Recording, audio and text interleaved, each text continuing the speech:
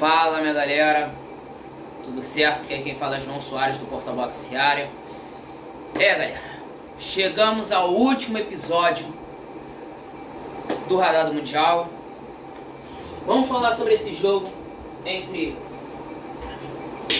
1 Espanha, 0 para Argentina. Vem comigo para análise. Vamos lá, a Espanha ela começa super bem. E eu falo isso, começa muito bem, e não é pouco. A Espanha ela começa com uma troca de passes no primeiro tempo, e fazendo aquele jogo, trocando passes, se segura de si. Como a Argentina não se chegava muito ao ataque, a Espanha se propôs a defender mais nesse primeiro tempo. E aí o que acontece? Teve algumas chances, sim, claro. O Yamal nem precisou do Lamine Yamal praticamente dessa Copa, mas ele criou algumas chances que foram perigosas. Uma de 3, uma foi perigosa. E aí a gente tem, o SofaScore apontou, SofaScore 365 Scores, do 0 minutos aos 35 minutos do primeiro tempo, as finalizações estavam entre 10 a 0, por aí, 10 a 0, 10, 8, por aí. E a gente não chegava nem no ataque. Vinha com seu contra-ataque na precisão do adversário, chegava, mas nunca chegava perto do ataque. No máximo chegava ali, era um pouco no meio e não evoluía. E aí o jogo termina em 0 a 0.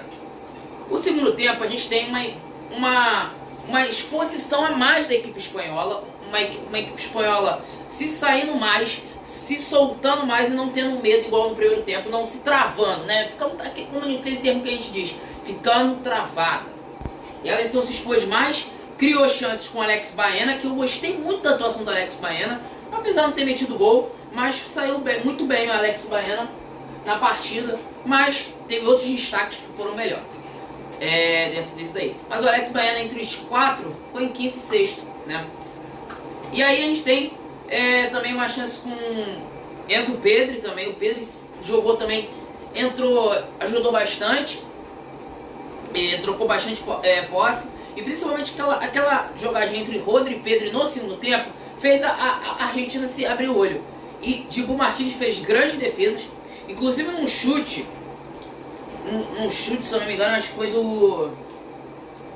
Ele já estava na prorrogação, se eu não me engano, que eu vou daqui a pouco falar. Teve um chute também, foi parecido com o da prorrogação, que veio o Alex Baena, Cucurella, Alex Baena. Nisso o Cucurella entrou enfiado, só que ele viu, e nisso o Alex Baena tocou pro Cucurella, só que o Alex Baena ele foi mais um pouco pro meio, tocou, ele lançou a bola, e aí sobrou pro Yamal e mandou pra fora. Teve também que chegou tipo num rebote, o Cubarsi chutou, nisso do erro do Yamal, o Cubarsi chutou, mas o Martins segurou bem.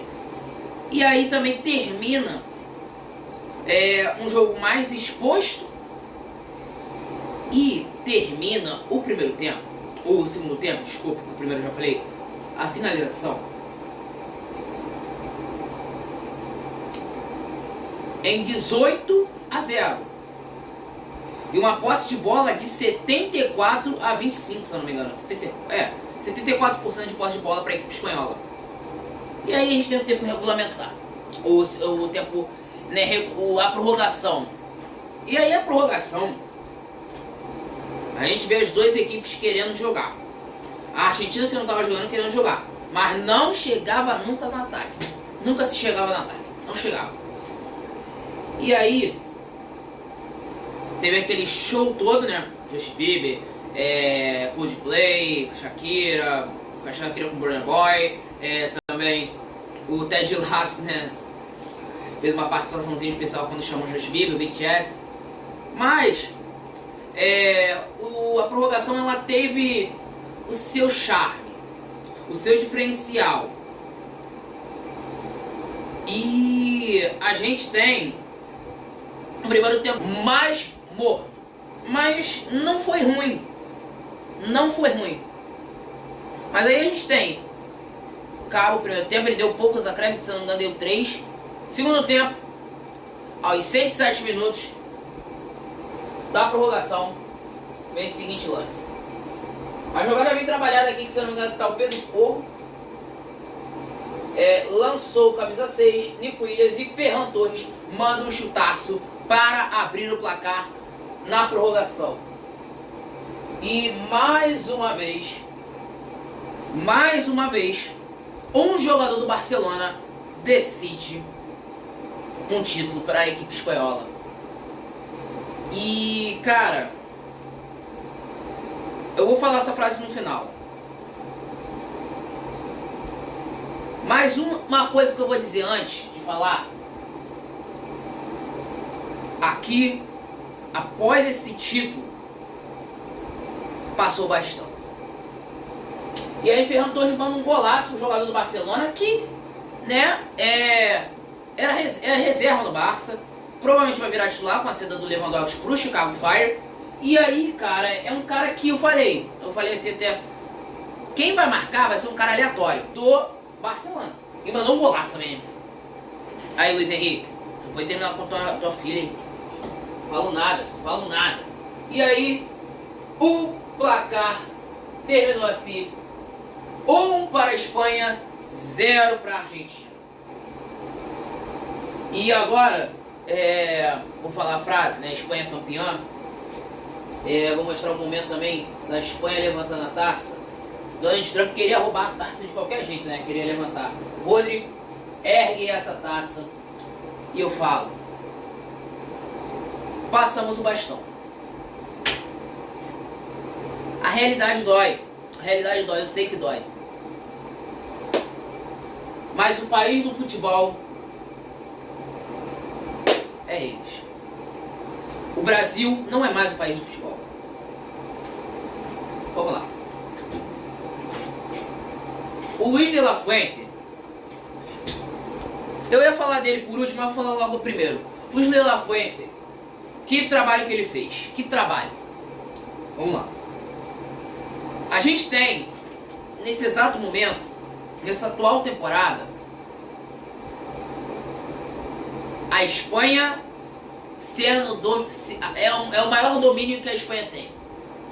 A final de Champions, a gente teve 2 treinadores espanhóis: Mikel Arteta do Arsenal e Luis Henrique. Na Champions feminina, a gente teve 2 treinadores espanhóis: Pérez Romeu do Barcelona e Jonathan Giraldez do Lyon, desculpa. Na Conference League teve o Higuino Pérez do Rayo Vallecano. Não teve 2, mas teve 1. E a gente teve na Europa League o rei da Europa League, treinando o Aston Villa, que é o Unai Emery. A Espanha, se é o clube que não domina, é os treinadores que dominam. Mas hoje eu falo, um dos maiores clubes da Europa, Real Madrid. O maior clube do futebol feminino é o Barcelona. A Espanha, ela domina o futebol. A França, ela pode ser o segundo. O país do futebol, nesse atual momento, é a Espanha, não é mais o Brasil. A gente vai ter que aceitar isso. O país do futebol se tornou a Espanha, gente. E o Luis de la Fuente, que trabalho que ele fez? Que trabalho. O cara, ele consegue um vice em 2020, né? Ia ser a Olimpíada em 2020, mas quando a pandemia, em 2021, né? Passado por 21, foi vice-campeão. Perdeu pro Brasil. Em 23, ele não era treinador, né, do feminino.